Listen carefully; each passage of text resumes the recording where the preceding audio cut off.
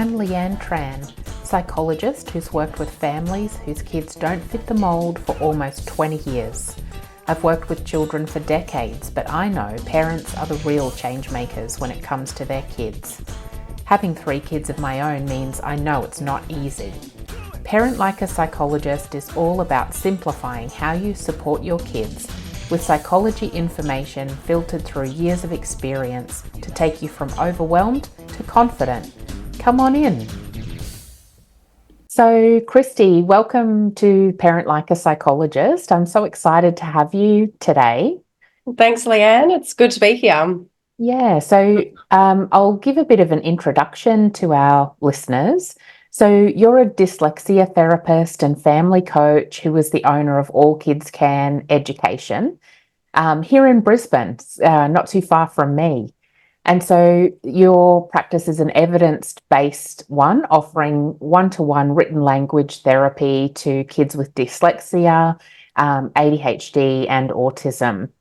So originally a classroom teacher, you finished that 11 years ago, frustrated by the fact that you weren't equipped with the knowledge you needed to help those kids that were struggling with reading in the classroom. After several accredited courses in structured synthetic phonics and learning difficulties, you're now confident that you can help any child learn to read, regardless of their diagnosis. You've developed an online parent course as well called Step Into Literacy.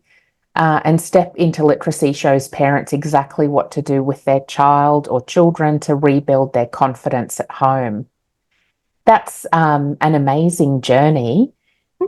Tell me a little bit about what the experience was like in the school setting when you felt like you weren't equipped.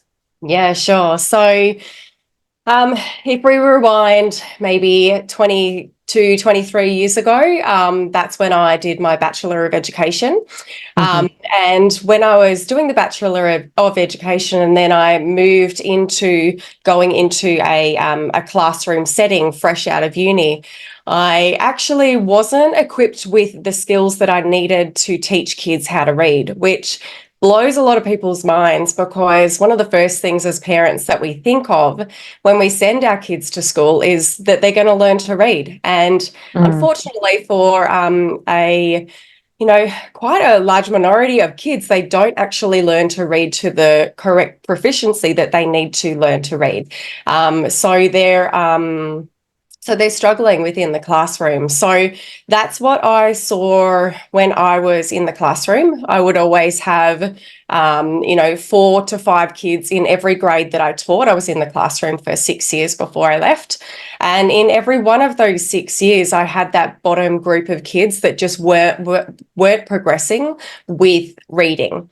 And it bugged me, because no matter how much time I would spend with them, or no matter what sort of books I was getting them to read, or no matter how much I was trying to get them to memorize words, which I since found out is definitely not the way to go, I just wasn't seeing any progress. And I thought, well, there's something here. There's something lacking within my training as a teacher, prohibiting me from being able to teach these kids to read. But the flip side was that a lot of the teachers around me and a lot of the mentality was that those kids they're just not going to learn to read properly. It's just like maybe they just can't do it.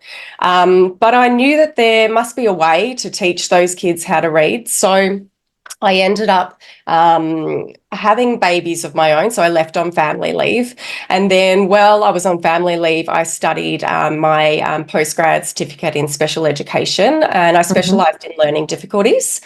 And that was through Macquarie Uni, and it was an incredible course that really opened my eyes to structured literacy and how we can really go in from a baseline level with kids in terms of their literacy skills and solidify and strengthen those foundational skills, and then just systematically skill build one on top of the other, so that we can actually allow kids to grasp the function of how our language works and how our speech to print and print to speech operate.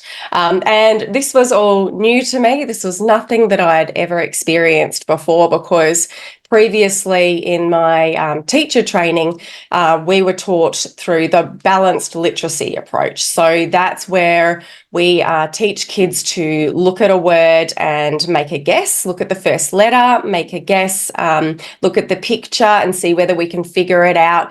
They were the sort of strategies that I was using with those kids in those 6 years when I was in the classroom. And that's why those kids were not progressing, because I wasn't giving them any proper skill set to be able to decode our language. So when I had done the special ed training, I then had a thirst for it. I started taking private clients in, so private students, very slowly at the beginning, so 1 or 2.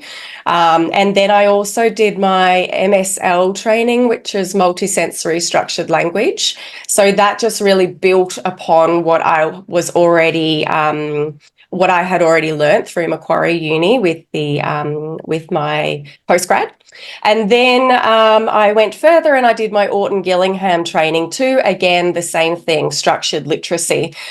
So by that stage, when I'd finished my Orton-Gillingham training, I didn't want to go back to the classroom. In fact, I think when I left, I knew that I never really wanted to go back, because a lot of the time, the leadership will dictate what kind of literacy instruction that you give to your children. And I didn't want to do a balanced literacy approach because I knew that wasn't working. So I thought, well, I can go and teach kids privately. Those kids were struggling in the school system. And then that's how my private practice formed. And then it's just grown from there.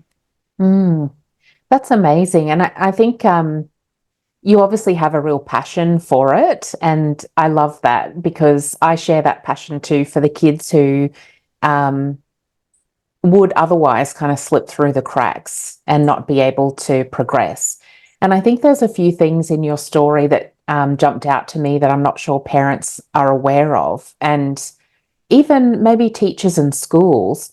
And the first one is when you mentioned the view that those kids are just not going to learn to read well. And I think in young years, like, if that were the case and we just let kids not learn to read well, that has a massive impact on the rest of their schooling that I don't think is okay to just accept. Yeah. And also on society as well. So we know that 40% of the prison population are dyslexic. So we know that struggles with reading do end up being expressed in negative ways through poor self-worth. And then we do have links to depression and anxiety and crime and drugs and all of those sort of things that will tunnel people. So it's really important not only for the individual and for the family, but also it's a societal issue as well. We need to be helping these kids when they need the help, so that they understand that their deficits in learning to read is not actually an intelligence issue, it's a teaching issue. Yeah, and it's about what kids internalize about who they are and what they're worth from a very young age. Exactly, in those formative ages, yeah.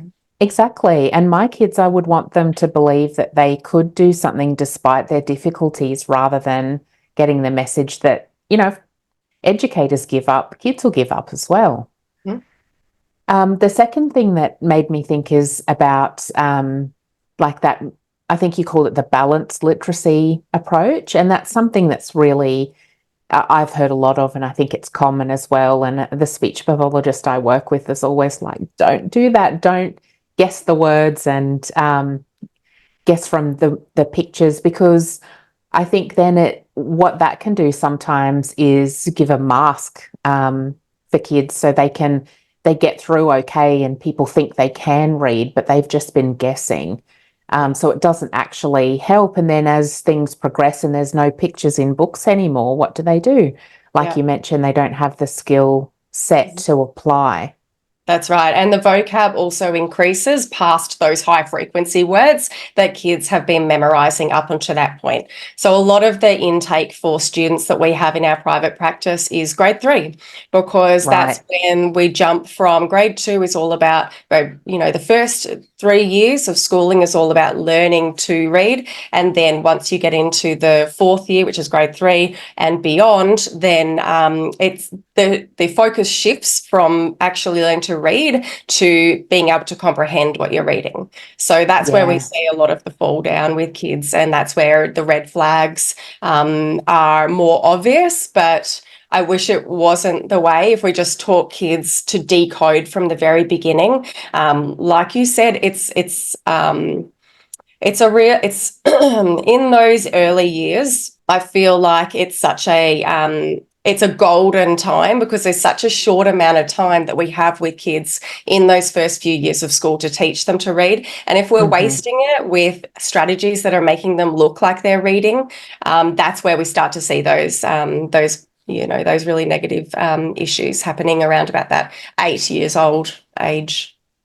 Yeah, and I think there's really, as you go through school, the pace of learning increases, and there's just not that time to catch up and go back, or, really spend extra time consolidating things because the curriculum moves so quickly. Yeah. And so you mentioned doing training in things like the structured synthetic phonics, and I like your explanation about how that's really understanding how the speech we make matches up with, I think you said print, and how the print matches with the speech. And so there seems to be a bit of a move towards using more of that approach in teaching kids in early years of school. But for parents, I often explain it as like the sounds that it's the sounds that we hear that then let us know what letters to choose for spelling, for example. And then in reading, it's looking at the letters and knowing which sounds they make so that then they can sound out the words. And is that kind of what you teach parents in the Step Into Literacy program? Yeah, so what you're really referring to is that foundational knowledge of having the automaticity and the accuracy to see a letter and know what sound it makes. And this stuff has to happen really quickly, because the cognitive load of actually decoding a whole word is bigger than just having a letter to sound. We need to blend sounds together, and then we need to also be able to read the full sentence. So there's a lot going on, even more so when we're writing. So there's a lot of cognitive processes that need to happen when we're writing a piece. So often spelling will be the real indicator of a literacy deficit, because of the fact that you have to actually produce something out of nothing. So you have a blank piece of paper. And then so when you're writing, you need to be able to do so many more processes than when you're reading. So we need that automaticity and that accuracy with letter to sound. And yes, so in Step Into Literacy, that's the foundational level that we make sure that we set first, and that we get really solid before we apply anything else upon. A lot of the time I see people well-meaning trying to help kids, but they're plugging up holes that are up here, whereas what we really need to do is come down into that basic level and make sure they have accurate letter to sound and all of those single consonants, and then all of those basic digraphs, so there's SH, CH, TH, and then we need to have that really automatic, and then we can start to make sure that they know their vowel sounds, and they know their long vowel sounds and their short vowel sounds, because often I think I'm going to say 99.9% of kids that come to see me will have a vowel mix. So they might be getting E and I mixed up, as in the sounds, the letter to sound. And that's debilitating for a reader or for a writer, because there's a vowel in every single syllable. So if we don't have those basics down pat, if we've got the BD mixes or the BDP mixes or the EI mixes or sometimes AU mixes, all of that needs to be remediated before we do anything else. Yeah. I think that it's so true and so important that then we're talking a lot about covering the basics, because then that's what lets kids develop and add to their skills. But also, I think it makes me think of what you said before, where there's that understanding of the reading as well. And so if you don't, like you mentioned, it has to be quick and automatic. Because if it's too effortful sounding out all of these words, then at the end you ask kids what a question about what they've read and they don't know, because it's been so effortful to do the basics. And Yeah, and this, sorry, go on. yeah, that's exactly right. And I think that when we're learning to decode, like what you're saying in terms of being able to go letter to sound and blending those sounds together to be able to read a word and then eventually read that sentence, that needs to be our sole focus, actually, and not the comprehension of what the child has just read. So comprehension is the end goal, and it comes quite a way down the track after we learn how to decode efficiently, accurately, and automatically. Yeah. And so then maybe some signs, if kids aren't, well, I'm not sure, I'm guessing, you might be able to correct me here, but up into grade 3, if kids are not being able to comprehend what they're reading, it may be a good indication that lots of these basics need to be worked on still. Yeah, I agree. Yeah. Yeah. Mhm. And then the flip side with writing as well, I see often parents come to me often saying their child has the ideas, they just can't get them out onto paper. And I Mm. think that's the same kind of process, but in the reverse. Would you? Yeah. Yeah. Okay. Yeah, I agree, because they're like, if they don't have the automaticity with that, being able to have a word, say like for an example, slip, and then be able to break that word down into slip, and then to be able to match those sounds with the letters, like the cognitive process of that is quite huge. And if you don't have the automaticity and the flow with that to begin with, then to be able to manage to write a whole piece of writing is like climbing Mount Everest. So I liken it to when we learn to drive a car.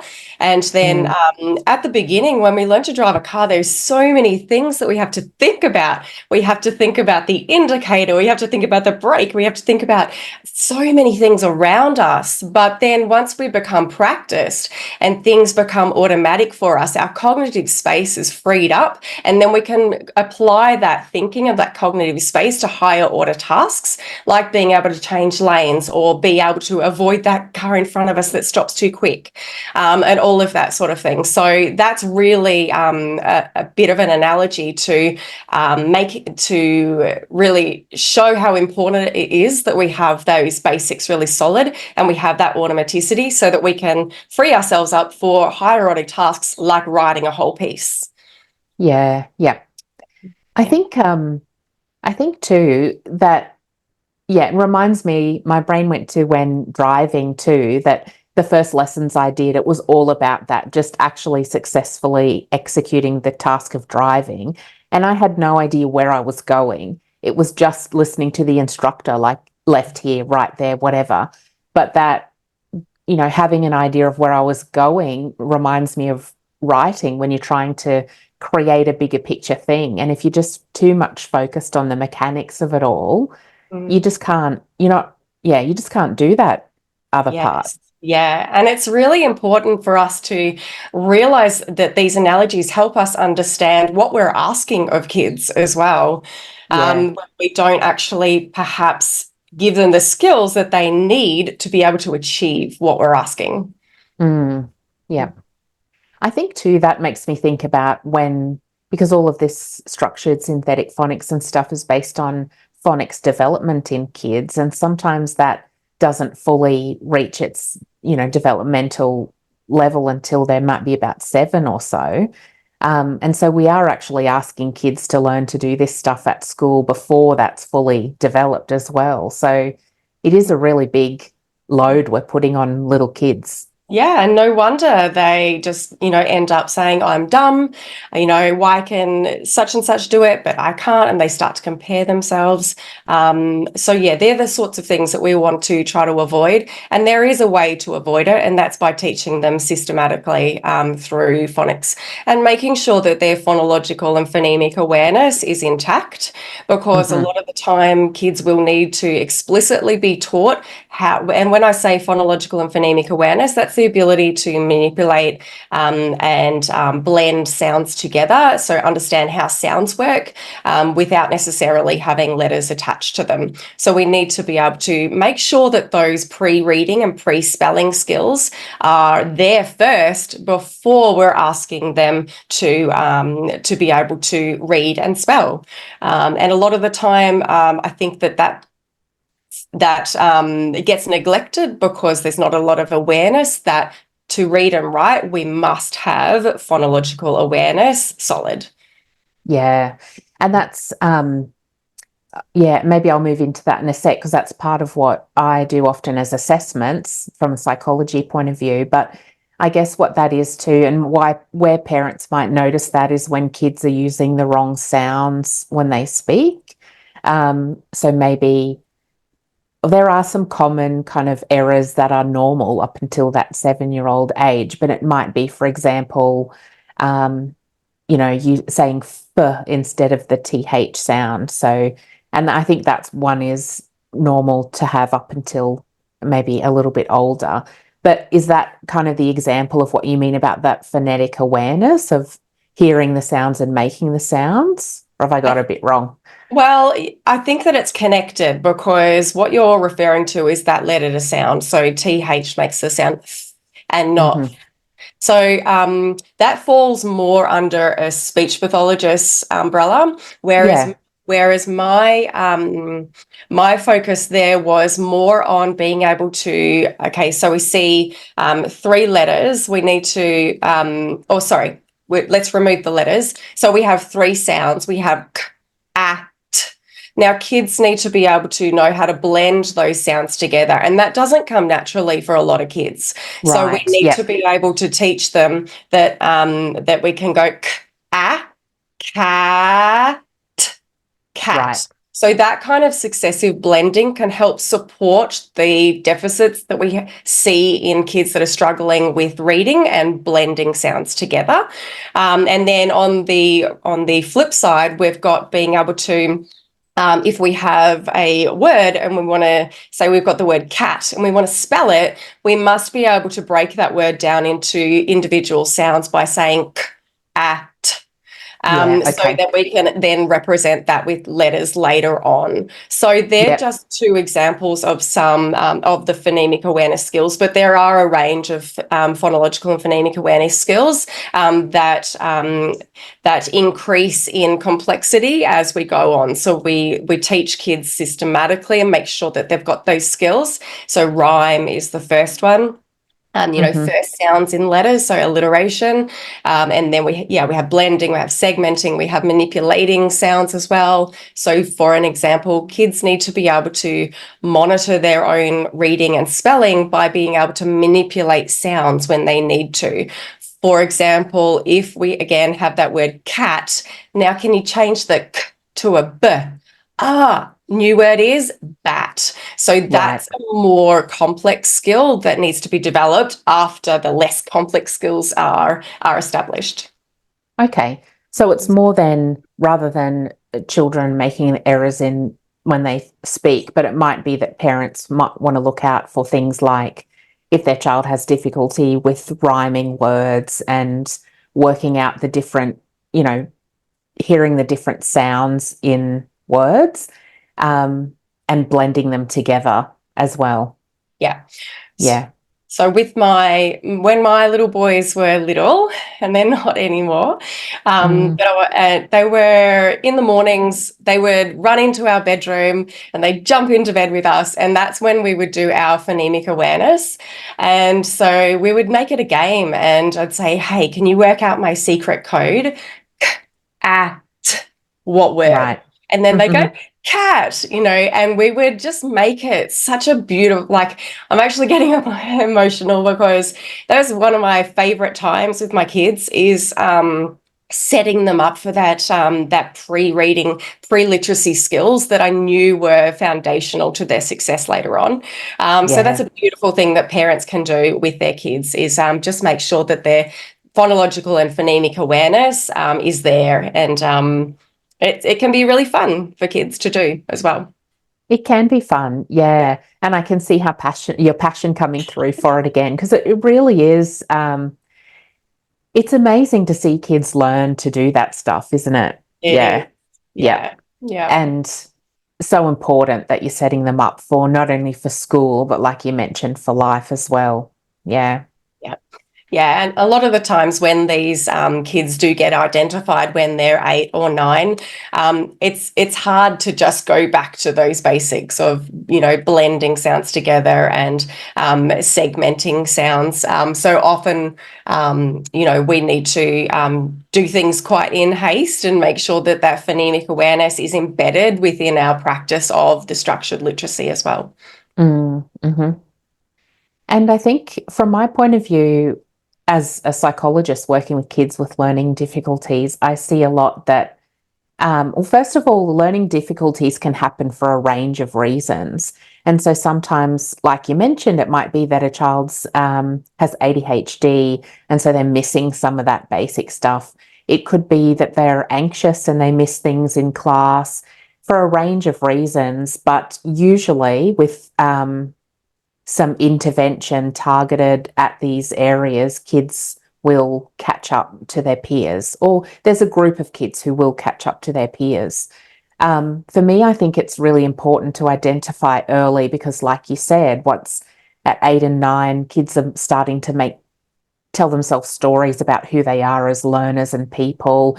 And if they then start to get anxious or have low mood or social anxiety as a result of that, it's just one extra problem. We have to deal with that first and then unpack and still address the literacy and learning.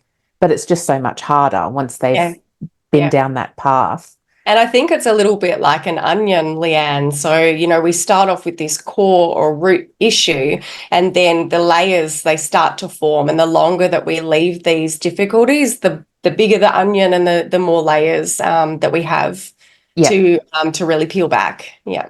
Yeah. And I think, as parents, it's busy anyway. So Yeah. the more onion layers you have, the harder the job is and the more time intensive. So that's why, like you, I'm passionate about getting kids help early. Early intervention. Yeah. Yeah. And so um, the interesting bit as a psychologist, from my point of view, is that there, so there's a bunch of kids that have learning difficulties for a range of reasons. Sometimes they'll catch up with some early intervention and help, but it's the kids who have that and don't respond to that intervention that might then be fit the criteria for a learning disability, which signifies that they'll just need more support and need that support for longer. But it's one of the criteria for that diagnosis that kids have had intervention. And that's something that sometimes is really difficult to get in a school setting. Mm. Sometimes schools say to us too, or they say to parents, they need a diagnosis before we can put in some support. And Mm. we think, but we can't diagnose until there's been that intervention. Um, what's your sense of how much that can kind of happen in a school setting, or is that somewhere that a program like Step Into Literacy can help parents provide that intervent or support at home? Yeah, I think it's a bit of a tough one with the schools. It depends on the school and what kind of intervention that they're providing. Obviously, maybe the stipulation from your side of it is that it must be evidence-based. Is that correct? Yeah, that's right. So we'd be looking at some kind of structured synthetic phonic program like you're Yeah. talking about. Yeah. Yeah. So whether that, usually what we've got is parents coming to us and saying, look, we need 6 months of evidence-based practice intervention so that we can go and get a diagnosis. So that's probably, I'd say maybe, 50 to 70% of parents are coming to us for that intervention because, like you said, it is quite difficult to get that within the school system. But also, yes, Step into Literacy is evidence-based intervention. So it'd be interesting for me to know whether you would count that as the evidence-based intervention for that 6 months prior to being able to assess the response to that intervention. Yeah, I think because, like you mentioned, it has to be evidence-based and it varies school to school. Some do provide programs for kids who are struggling. They don't need a diagnosis. But really, I guess from my understanding of the evidence, or what I would classify as meeting that criteria, is that if they've had like a structured teaching approach to literacy, and it doesn't have to be very often. So it might just be 15 minutes 3 times a week for the 6 months. So sometimes that's provided in schools, or I think if that's provided at home with some good kind of fidelity, which to my mind means, sticking to the program that parents are doing, that would fit. Yeah, that's pretty cool, actually, that parents can provide that for their own kids. Some people have the view that just attending school is enough to be intervention. But for Right. me, I want to know what approach they're doing to literacy. If they're doing that balanced literacy approach, then I would say I don't count it. Well, that's the instructional casualty that you're trying to rule out when you're providing a diagnosis, right? Yeah, that's right. And so really the point of that intervention or extra help really is just to see, is this a child who's just missed some of that learning? And so with a little bit more of a dedicated approach, they'll catch up. Or is it a child who's just genuinely struggling because their brain processes this stuff differently? And really, with 6 months of kind of targeted extra help, they should catch up. If they don't, then it's enough for me to say that, they need more help ongoing. Yeah, yeah. It's a tough one, I think, because so this is an interesting example. My son, who I have never had diagnosed for dyslexia, but I know his type of brain, and we had to do a lot of phonological and phonemic awareness skill when he was younger. And then from there, I gave him a structured literacy approach with letter to sound and building up those foundations and then systematically skill building one on top of the other. And now he's a proficient reader. His spelling is probably around about where it should be at the moment. But he's still got all the dyslexic traits. Like he still mixes up all of his words. He still has difficulty with front and back and left and right and executive function, like all these sorts of things, like all of the indicators for dyslexia are there. But I've given him so much intervention from when he was able to talk, maybe 3, up, that if he went for a diagnosis for dyslexia, then he would never meet the criteria. However, if I'd just given him 6 months of intervention, I don't know, it's just, it's a little bit, I guess it's a case by case scenario, is it, in terms of what you've got to work with at the time and what you can see is happening at the time. Yeah, that's right. And it is a bit of a catch-22 as well, in that sometimes what you're describing, it could be a child who's got mild difficulties who then does catch up, but may always find it harder than other kids in their grade. So throughout school, will still find it difficult. And so I always say to parents too that if they then maybe don't meet the criteria, also I think, I'll come back to that thought in a second, but also I think really at the end of the day, it's about providing what each child needs. And ideally, in an ideal world, that's what schools would do as well. Absolutely. Where's that Yeah. ideal world? I want it. Only Let's in bring my it, mind and right? in your mind by the Uh-huh. sounds of it. Yeah. Um, but what I often say to parents too then is to reconsider, and if that gap seems to be widening a little bit, like maybe they aren't keeping up with their peers or that kind of thing, it may be something that you can assess later on as well. And like you mentioned, that sometimes it's like that grade 3 level where kids present. And I think sometimes kids with milder difficulties tend to present later as well because they've Mm. been able to handle it or keep up enough. And parents often report things like that their child seems to struggle, but then they catch up and then they struggle and catch up. So it's that kind of pathway they follow. Whereas compared to kids who have really significant challenges, they kind of feel this experience of always being behind and it always being difficult. Yeah, yeah. And I Mm. think that in my experience, working with parents, the parents that come to me have had this feeling that something's going on for a very long time, but the school has just maybe said to them, it's fine, it'll click, let's just wait and see. And I want your listeners to make sure that they recognize that those sorts of comments of wait and see, it'll click are big red flags. And to Mm-hmm. always go with your gut and know that the earlier that you act on that feeling, the better the outcome is going to be for your child. And that doesn't mean that earlier is the only time that you can really act on that and seek extra assistance through a structured literacy approach.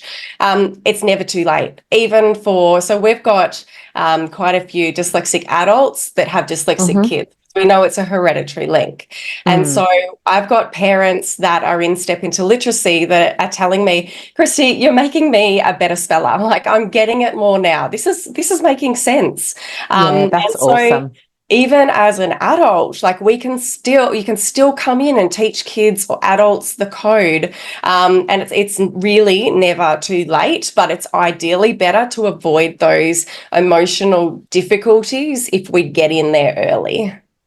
Yeah, it's really interesting you mentioned that because that was going to be one of my questions to you, because that's a really common story I hear from parents as well. And in fact, I saw a little girl on Monday whose mum said the same thing. She's been struggling since prep. She's in grade 2. And there's a sense from the school that it will be okay. But this girl's mum doesn't think that. She doesn't feel that. So I was saying, trust your intuition, and there's no harm in doing it early either. I think there's like you said, it can be fun, it's enjoyable. So it's not putting out a child or a family either. So from my point of view, I'd always rather you know go over the top with support than the other way around. I think the beautiful thing is that all kids inherently, when they begin to learn to read, they want to know how to do it because they Yep. see everyone around them. Like our world is made up of signs and symbols.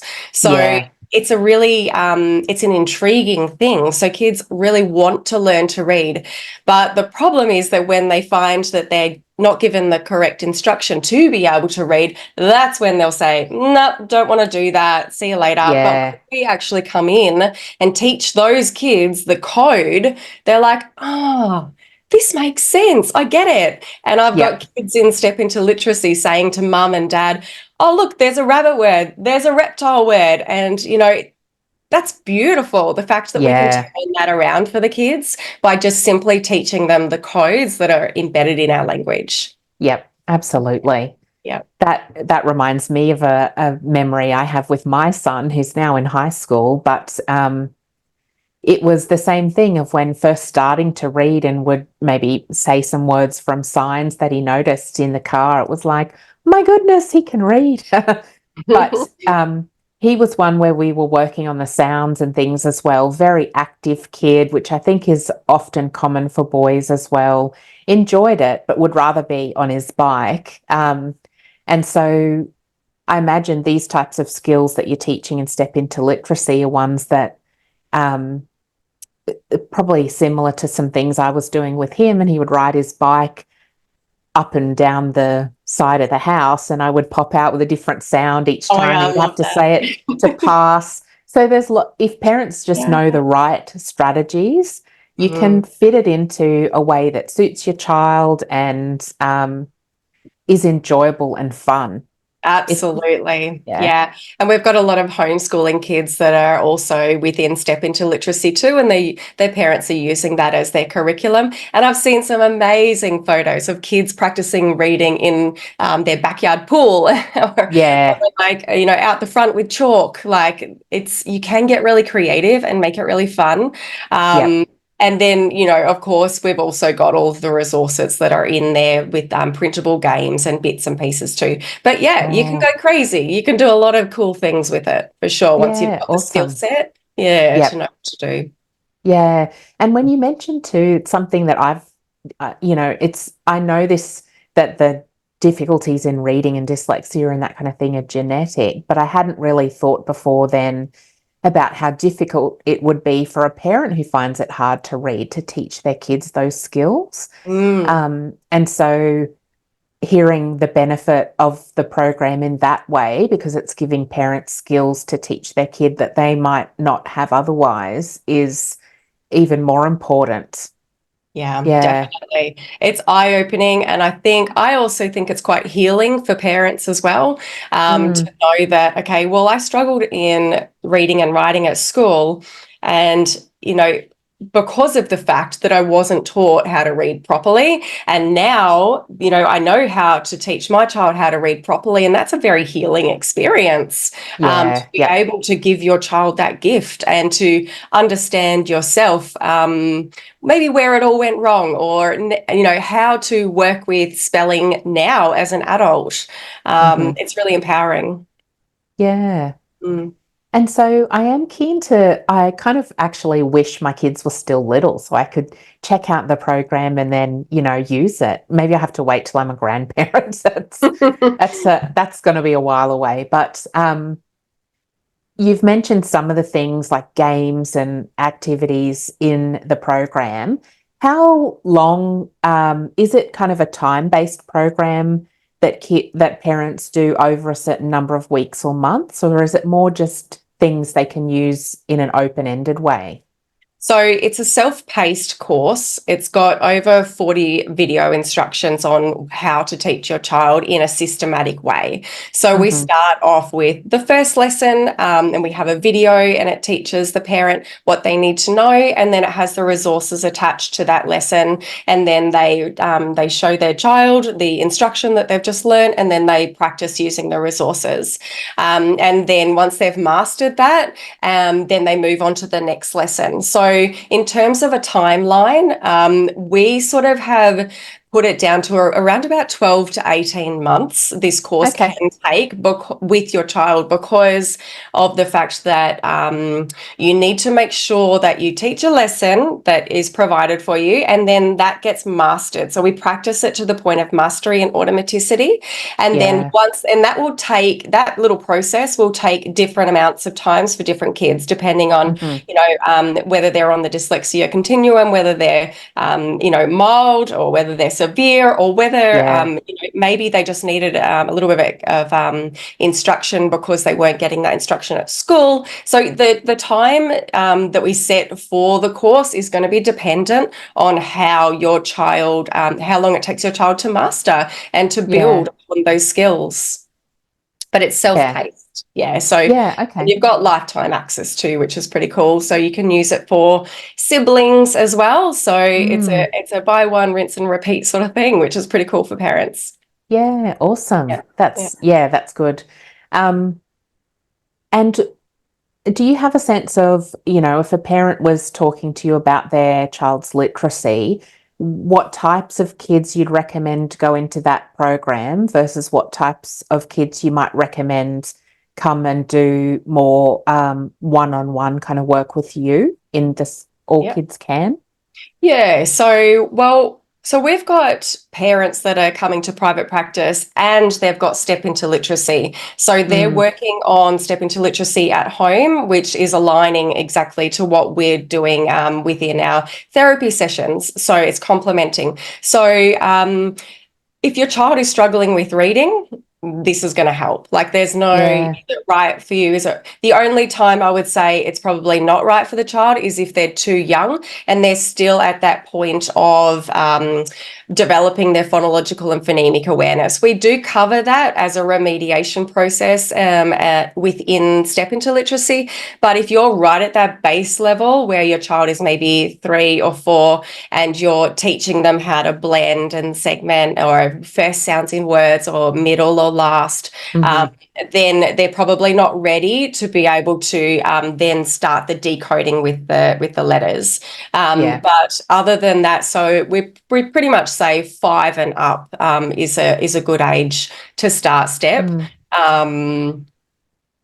And I really can't think of any reasons why it wouldn't be good for a child, perhaps unless there was some significant speech issues that need to be sorted out first, because we know that speech, the articulation of sound is really integral to being able to particularly spell and I think read as well. So if there are major issues like that going on, you'd probably have to prioritize what you think is the best course of remediation.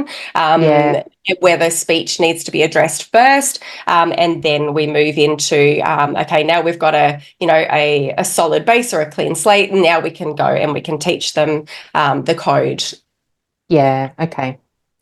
That sounds fantastic. So many families could benefit from that. Yeah. Yeah. I noticed just that on one of the things you talk about a lot is the science of reading.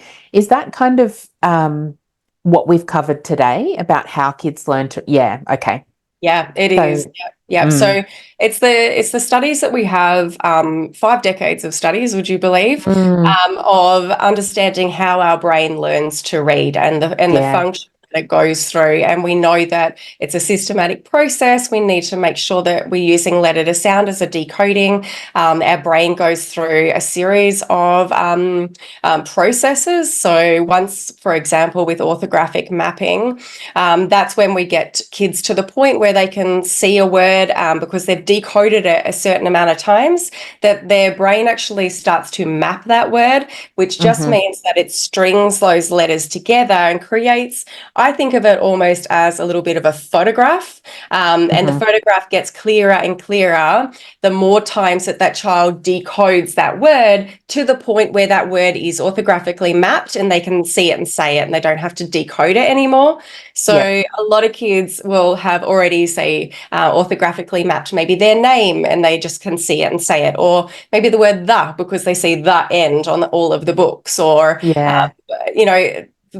love, common words like that they've seen a lot of, maybe not love because that's not decodable, but your brain goes through that process of being able to orthographically map. And then that's where we start to get the fluency with reading and then the end goal, which is the comprehension. Yeah. Okay.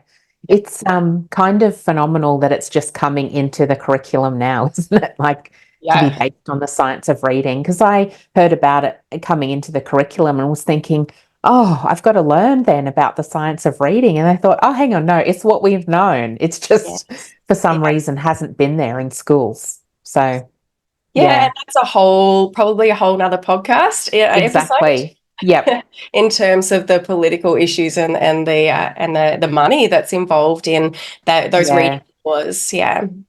Yeah, exactly. And systems take so long to change.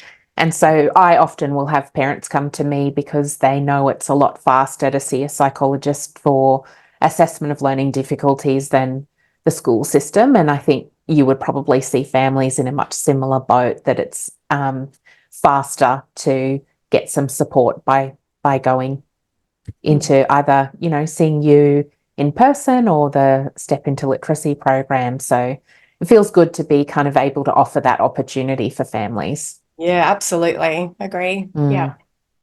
So I do think that could be an entire additional episode, and we could probably talk all day, I think. But I love the way that you've explained things today, which has helped me even think about it in clearer ways for when I'm talking to families. And I think, like you, really value the message that you wanted to get across to listeners, which is to, understand and believe in what they see as happening for their child, and knowing how they can go about getting support for helping their kids learn to read and with literacy. Yeah, I agree. That's right. Yeah, Yeah. because parents are really powerful. To try to change the school system, like you said, it's a slow boat to turn. However, at a grassroots level, as parents, we can go in and we can help our kids at the dining room table. And those resources are available to us as parents. Yeah. That's so aligned with what I do as well, because I think parents can do it. It's just about having those resources and the information that they need. Yeah. So thank you Yeah, so much for providing that for families. welcome. It's my passion. So thanks for joining me today, and I will have links to your program and website and in the notes, but you're also on Facebook and Instagram at All Kids Can Education, if I got Yep, that right. that's right. Yeah. Yep. And so I would really encourage parents to go and have a look at your content and follow you, because I think it's, so you're teaching parents even through that, which is amazing. Yep, Yeah. absolutely. Yeah. So thanks again for joining me today. I Such really a appreciate pleasure. it. Such a pleasure. Talk soon. Yeah. Thanks for listening to this episode of Parent Like a Psychologist. If you found it helpful, please share on Instagram so other parents can benefit too, and tag me at Leanne Psychology so that I can say a big thank you. Head over to leannetran.com.au to join the village for bite-sized psychology tips straight to your inbox. I really hope this podcast has brought a new perspective and you a step closer towards a calm parent and a thriving child. Have a delightful day.